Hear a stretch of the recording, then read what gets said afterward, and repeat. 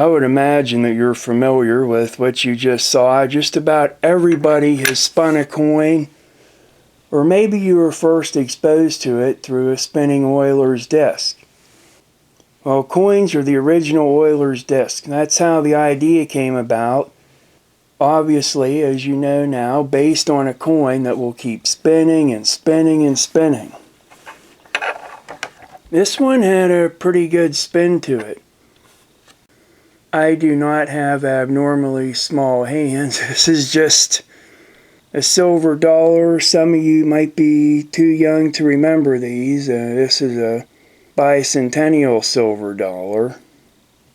Here that beefy beast of a coin is next to an ordinary quarter. The science behind what you just saw is simple. Potential energy is converted to kinetic energy as its center of gravity lowers. But you might be wondering why it seems to spin faster toward the end. It's called a finite-time singularity. Basically, as there's a lot less energy and it can't travel up as far, each rotation takes less and less time. Similar to the way a bouncing ball will have faster bounces as it nears the end of its bouncing. But I know why you're here.